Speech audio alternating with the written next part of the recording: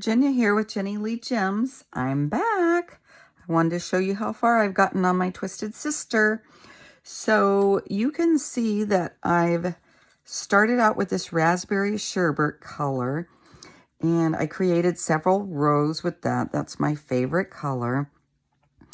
And then I went in with this lime green, did a row of that, and just went ahead and went over kind of like the lazy stitch over the top of the other one, the other color, so that it showed up. And then I came in with this rainbow, this flat rainbow thread, which I think you guys have seen a picture thus far of the rainbow. So that looked really good over that lime color. And then I started out with the blue. I thought the blue would fit good with the blue down in the rainbow. So I mentioned these stitches before. I called them ghost stitches because I didn't know what else to call them, but I have since learned that they're called dummy stitches or floating stitches. So dummy makes sense, sort of. But anyway, dummy stitches or ghost stitches or floating stitches. You could see where I've added those. So sometimes in the corner, it's hard to get it really solid, but you can see when there were larger gaps, I went in and added some extra stitches. Now, the green on the rainbow thread just happened to match up with the green below, and that looks really good. And the red kind of pops the green below and the yellow. Now this blue, first I thought it looked a little too much, but as you look at it as a whole, it looks fine. So the dark blue over the top of the rainbow looks really good too. So you could see a lot of times I'm following the stitch line all the way up, but then every once in a while you see these dummy stitches in there to hold it together. And now here, the blue, you can't even see the blue on the blue, but it's there all the way down, and it really holds it solid. So I like the color. Oh, another thing I wanted to mention.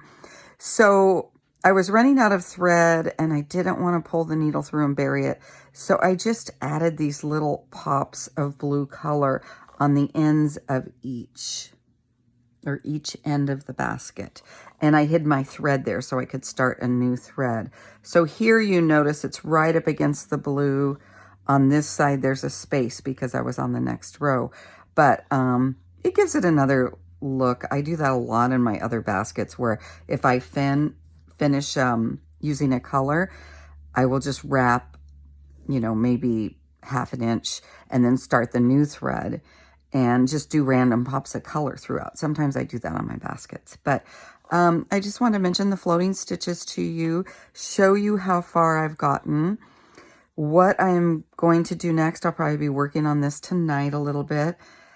I think I'm going to add beads. Now I keep my beads in a little bowl next to me, makes it easier to get to them. And don't worry, I know it doesn't look like enough beads, but I do have another little jar here. So I just don't put them all in there because I tend to knock things over and it's less beads to pick up when I do that if I'm have an accident. So here was our starting point. You could still see that little tail there. And I'm glad I put it there. Otherwise, I don't know if I could figure out where I started. And I think that it is going to sit this way. So I am going to, I could put the beads on the outside, but I think that I'm going to try to attach them so that they fit right here. And let's do that. Let's do one. I think it'll work just fine. Let me grab a bead here. Now these are large hole beads. Make sure when you buy your beads that they have large holes in them. Now I am not going to go between. I am just going to attach it on there. So normally if you add a bead, you pick up the bead, you go down, you come back through the bead, and then you attach it. I don't think I'm going to do it that way. I think I'm going to try it this way. If I don't like it, I'll go back and put it through, but then it will come, then it's going to be placed between the coils. So this is the other way. If you put your bead on, Position it where you want it, which would be between the coils. Then you come back up through the bead. See how I did that? This is if you're positioning them between the coils. But I don't think I want to do that. I'm just showing you in case you want to do it that way. Come back up through the bead and then start back over. So I think I prefer this look for this basket, floating on top. I want it to go right here in the crevice. I don't really want it to go between yet. Maybe further down the road, I'll do that. So I'll take that apart. But this is what I'm going to continue on with tonight, adding beads just along the top, floating on the top. Okay, I think that will look nice. It'll look nice inside too, if that's what you want to do. But I am going to do it the other way. So that's where I'm at on this basket. Thanks for watching. And I will continue to show you as I get further along. I'll just do little clips. Thank you.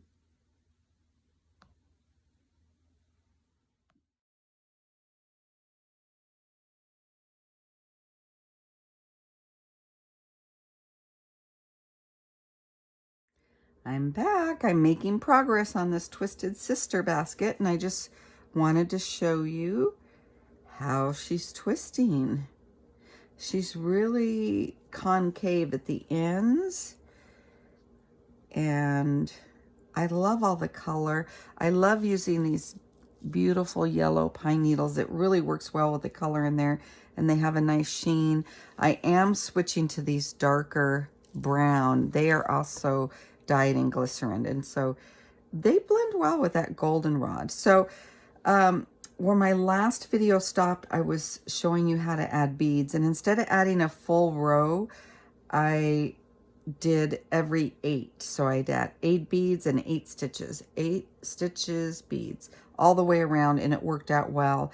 And the way I figured that out was I counted how many stitches it had around the circumference, and I divided that by 5 or 8 or 10 or however many beads I thought I wanted, but I love the number 8, and this is kind of shaped like a number 8. So at any rate, that's what I did, and I added those beads, went in with basic stitches in blue over the yellow needles, and then I added this goldenrod color because I thought it matched pretty well with this orange. It is a bit lighter, but I really liked it up against these needles. So I will be coming in with the brown dyed needles now, and I'm going to follow the same pattern.